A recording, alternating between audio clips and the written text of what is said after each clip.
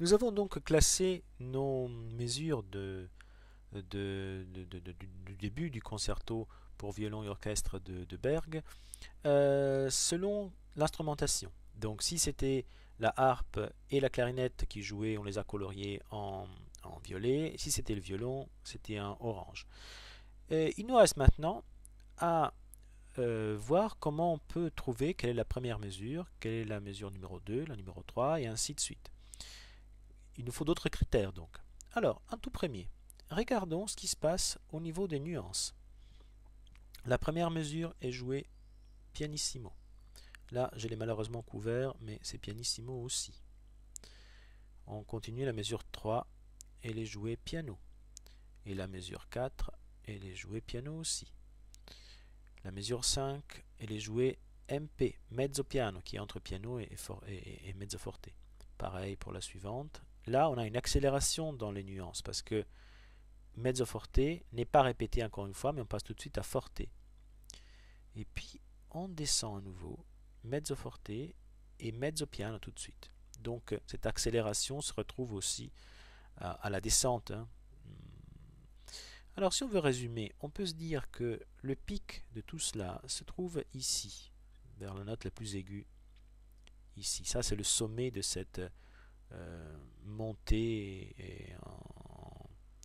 en dynamique. Voilà.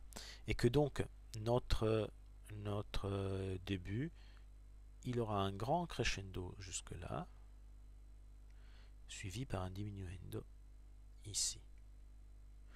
Peut-être que le diminuendo sera moins perceptible parce que en fait les choses changent à la fin, il y a d'autres instruments qui se rajoutent, mais ça c'est l'allure générale de la chose. Et en tout cas, ce crescendo sera très très clair, très perceptible. Il faut peut-être condenser un peu, voilà, comme ça.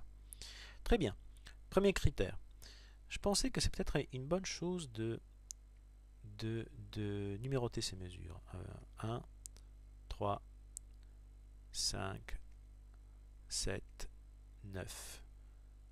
Et puis là, on a 2, 4, 6, 8.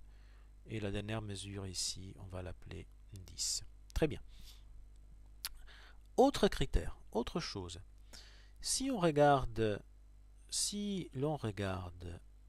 ce qui se passe au niveau des hauteurs, on peut constater que tout comme on se déplace vers le plus fort, on se déplace aussi vers le plus aigu.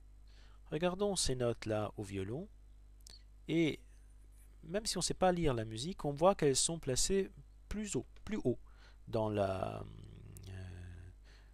sur la portée. Donc on se déplace pareil pour la harpe, pareil pour la clarinette, on se déplace vers l'aigu. Donc il y a aussi ce mouvement qui a lieu en même temps. Et quand on descend, en fait, on descend vers le grave, mais on va vers quelque chose de plus grave par rapport au point de départ. Donc on a deux indices bien perceptibles, bien clairs. La nuance va aller vers le forte et la hauteur aussi va aller vers l'aigu. Donc ça c'est pas mal comme indication. Il y en a une troisième et dernière. Et elle concerne la nature de ces fragments mélodiques. Regardons comment sont faits les intervalles ici. Alors si on regarde ce qui se passe au violon, voilà, c'est la chose la plus intéressante peut-être. Bon, dommage, j'ai couvert un peu la note, mais on peut constater qu'il y a un sol, un ré, un la, un mi. Il s'agit des cordes à vide de l'instrument. Mon idée, mon opinion par rapport à ce concerto, c'est qu'en réalité, il s'agit d'une mise en scène, d'une orchestration de ce qui se passe avant un concert. Et donc, du moment où les instrumentistes s'accordent. Quand ils s'accordent, ils jouent les cordes à vide, les voilà. Et après, ils changent la hauteur pour atteindre le La de référence, les notes de référence qui sont données par le hautbois d'habitude. Donc ici, on a comme une version detuned, on dirait, donc où les hauteurs sont changées. de cette même geste d'accord, des cordes à vide. Donc les intervalles sont tous modifiés. On retrouve des cordes à vide, mais une quinte plus haut, ici.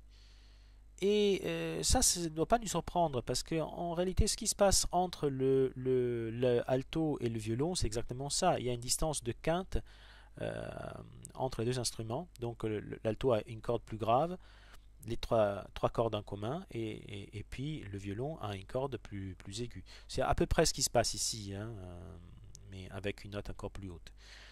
Remarquons que ces cordes à vide, ou ces cordes à vide virtuelles, disons, elles sont toutes à distance de quinte. C'est comme ça que les instruments accordent, à part la contrebasse. Donc violoncelle, alto et violon, ils sont accordés par quinte.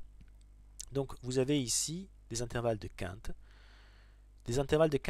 élargis, déformés dans cette deuxième occurrence ici, à nouveau des intervalles de quinte, et à nouveau une déformation avec un écartement encore plus grand entre les intervalles ici.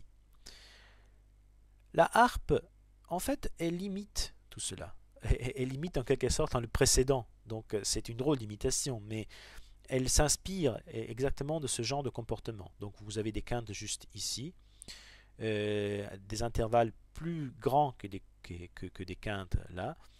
À nouveau des quintes ici, si on fait exception par la première note, hein, qui est un peu, voilà, à nouveau là. Alors indiquons les quintes comme ça, en jaune peut-être. Donc on a ces quintes là, puis on les a à nouveau ici, et puis on a des quintes ici, et tout change. Donc vous voyez comment ça fonctionne. On a cette imitation, cet écho de quintes qui est fait entre harpe et violon, et puis cette déformation.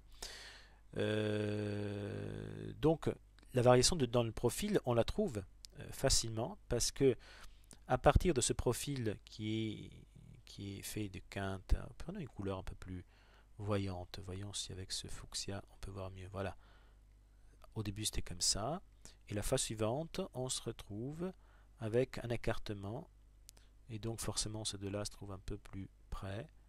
Voilà, de ce genre-là. Voilà la modification de profil, la déformation l'étirement de ces quintes qui se produit là-dedans. Donc vous voyez que ce n'est pas étonnant si l'exercice est un peu plus compliqué que les autres, parce qu'il y a plein de choses qui se passent en même temps. Mais en même temps, on va se servir de toutes ces choses-là comme indication pour trouver notre chemin, et on va le faire dans la prochaine vidéo.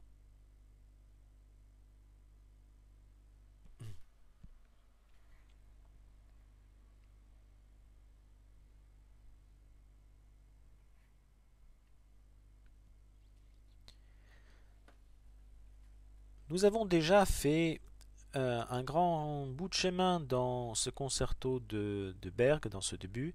On a classé les mesures par instrumentation, violette quand c'était harpe et clarinette, et orange quand c'était le violon.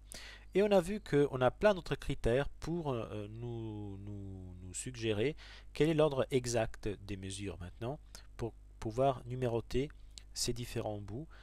Un, c'est la nuance, qui va vers le plus fort ici. L'autre, c'est la hauteur, qui va toujours vers le plus aigu ici, et qui descend beaucoup plus grave à la fin. Un autre, c'est la qualité des intervalles, et c'est là qu'on a notre variation dans le profil mélodique.